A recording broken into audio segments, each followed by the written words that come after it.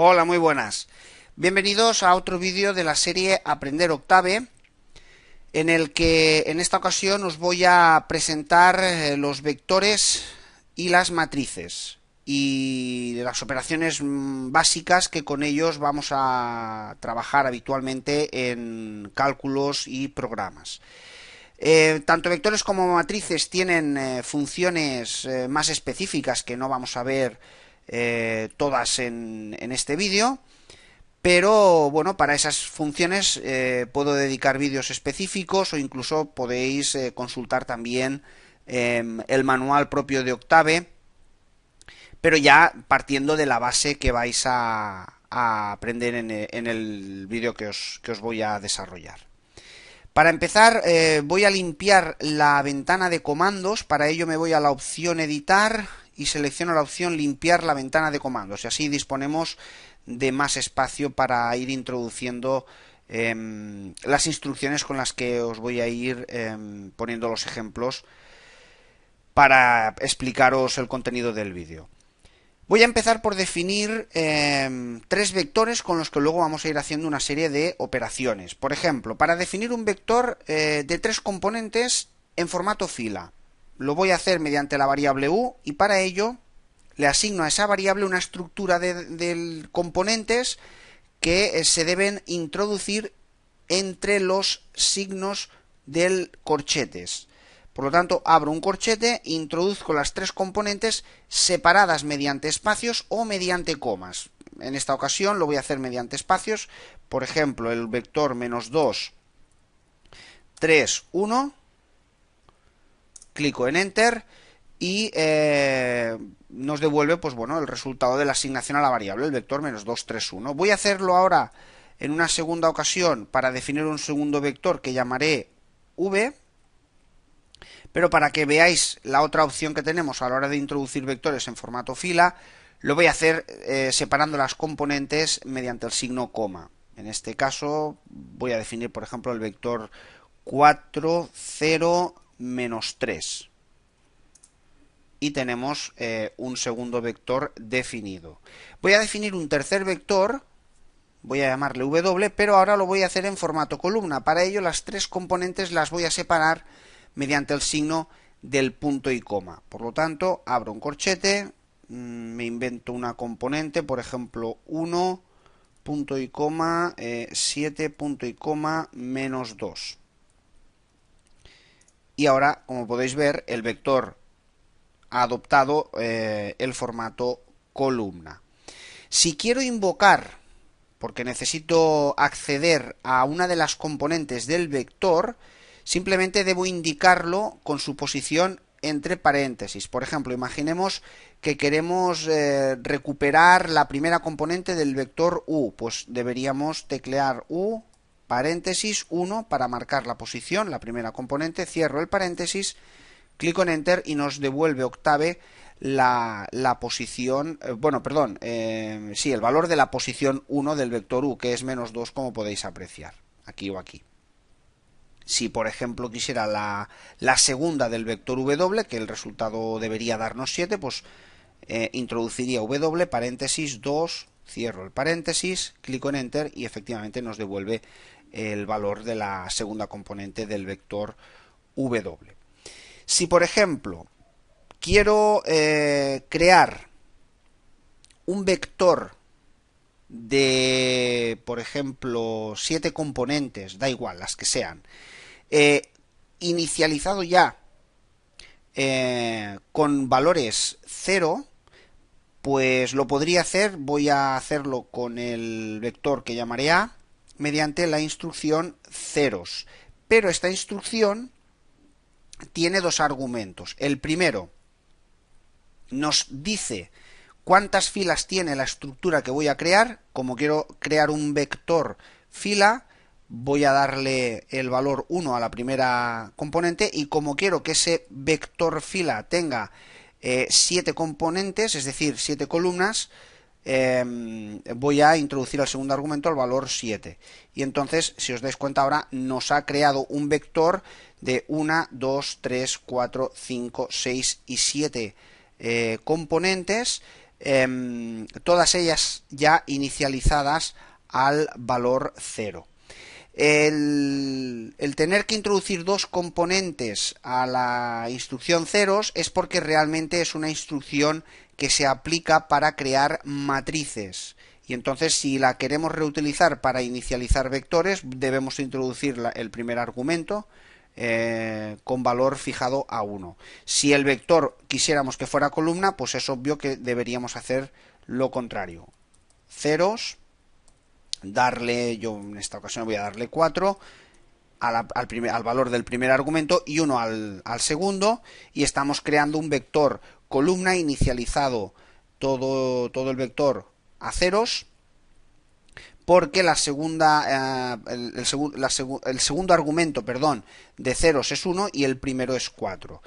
Tenemos también otra instrucción que nos puede interesar en alguna ocasión, parecida a ceros, que es la instrucción ones en castellano.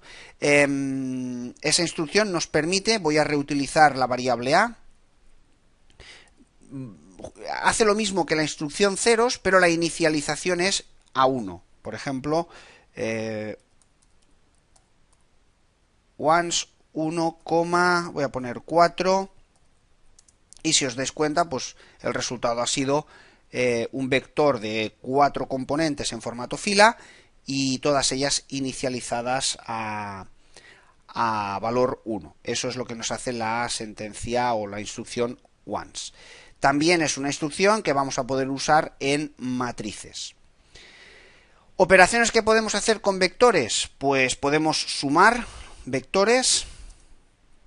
Hemos realizado aquí la suma de u más v y lo hace componente a componente, pues tal y como se hacen la suma de vectores. Para poder sumar vectores es obvio que ambas variables, si están definidos mediante variables, deben tener vectores que tengan la misma estructura. En este caso ya nos hemos preocupado de que así sea. Puedo restarlos también. Y en definitiva, pues no es diferente a como hacer sumas o restas de valores reales que previamente se hayan guardado en variables.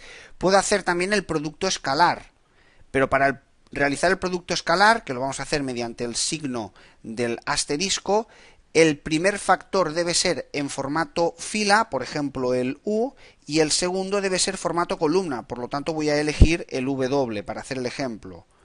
Y el resultado es 17. Solamente tendréis que comprobarlo, pues menos 2 por 1 más 3 por 7 más 1 por menos 2. Y el resultado arroja el valor de 17. Si quiero hacer el producto escalar, por ejemplo, entre u y v, que son dos vectores que he definido en formato fila, debo transformar el segundo factor, en este caso por ejemplo el v, a formato columna, y eso lo hacemos con el signo de la coma superior, porque ese es el signo que lo transpone, es decir, cambia el formato fila del vector v al formato columna, y ahora nos da el resultado de ese producto escalar. Voy a hacer la operación de transposición sobre el vector v para que veáis qué es lo que hace. El vector v era el vector 4, 0, menos 3 en formato fila, y la coma superior le ha dado la vuelta, por decirlo de alguna manera, ha realizado la operación de transposición. Bien, para definir matrices, pues para definir matrices no es muy diferente a como lo hemos hecho con los vectores. Lo único que vamos a tener que definir filas y columnas. No solo una fila o una columna, que es lo que hemos hecho para definir vectores, sino vamos a tener que definir las filas y las columnas que representen la matriz que queramos definir. Por ejemplo, vamos a definir una matriz de 3×3 con los vectores u, v y w. Entonces, para ello voy a asignarle a la variable a mayúscula, también entre corchetes, las componentes del vector u en fila, por lo tanto con el punto y coma marco que ahí acabaría la primera fila, el vector v, que como ya es en formato fila, pues perfecto, marco ahora con un punto y coma que ahí acaba la segunda la segunda fila. Y ahora el vector v, como ha sido definida esa variable con un vector en formato columna y lo quiero usar en formato fila para definir la tercera fila de la matriz, aquí lo que haré es w y la operación de transposición. Por lo tanto, de esta forma, si os dais cuenta, acabo de definir la matriz A 3×3. También podríamos definirla pues introduciendo las componentes una a una. Voy a inventarme una segunda matriz, por ejemplo, bueno, una sencilla, 1, 2, 3. Ahí acabamos la primera fila. 4, 5, 6. Ahí acabamos la segunda fila. Y 7, 8, 9. Acabamos ahí la tercera fila. Como podéis ver, los elementos que ocupan una fila, por lo tanto, pertenecen a columnas diferentes, están separados con comas, y las filas entre sí con el símbolo o signo de punto y coma. Y ahí tenemos la matriz B. Operaciones con matrices, pues también las podemos sumar, las podemos restar, en fin, las operaciones que ya conocemos para ellas. Como os decía al principio del vídeo, hay funciones como la función inversa, la función transposición, esta es ya la hemos visto para los vectores, se usa la coma superior. Por ejemplo, ahora para la matriz A, fijaros que ha quedado transpuesta donde la teníamos aquí, el menos 2, 3, 1 que había sido la fila, ahora es columna, 4, 0, menos 3 ahora es columna, y 1, 7, menos 2 ahora es columna. La función inversa nos devuelve la inversa de la matriz. Aquí sí que me la juego un poco porque no sabemos si la matriz que he inventado con los vectores u, v y w tiene inversa, pero bueno, pues sí, al parecer la tiene. Y para que nos devuelva la inversa de una matriz simplemente tenemos que hacer uso de la función inv, inv, y la matriz o la variable que define la matriz entre paréntesis. Podemos también invocar los valores de una posición, de un elemento concreto de la matriz, igual que hacíamos con los vectores. Aquí simplemente pues vamos a introducir la posición en fila y columna que ocupa ese elemento. Por ejemplo, imaginemos de la matriz A que queremos recuperar el término 2, 3, que es este menos 3 que os estoy señalando con el cursor. El valor que ocupa la posición de fila 2 y columna 3. Pues para ello haremos A 2,3 y nos devuelve el menos 3, que es el valor que en la matriz A ocupa la segunda fila y tercera columna. Podemos usar también la función ceros. En este caso imaginemos que queremos definir una matriz C definida toda ella con ceros en sus elementos, y esa matriz que sea de 4 filas y 3 columnas. Pues introduciríamos la función ceros y entre paréntesis después los argumentos que definen las filas, en este caso 4, y las columnas, en este caso 3. Y ahí tenemos nuestra matriz C. Podemos hacer lo mismo con la sentencia o instrucción once. Imaginemos aquí pues 2,3. Once 2,3. Vamos a definir la variable d como una matriz de 2 filas, 3 columnas inicializada a unos. Hay una función que es ia, que nos define una matriz con unos en la diagonal, una matriz diagonal, de las dimensiones que nosotros le introduzcamos mediante los argumentos. Por ejemplo, 4, 4, en este caso, y si os dais cuenta, nos define una matriz de 4 por 4 totalmente, bueno, la matriz identidad, de hecho, es una matriz diagonal, pero que en la diagonal tenemos todo unos. Por lo tanto, es la matriz identidad de 4 por 4. Esta instrucción nos permite también, recuperado la que habíamos usado, nos permite también usarla cuando la matriz no es cuadrada. Obviamente no va a definir una matriz identidad, lo que hace es definir una matriz de 3 filas, en este caso 4 columnas, con los unos en esa diagonal principal que no es diagonal de la propia matriz porque la matriz no es cuadrada.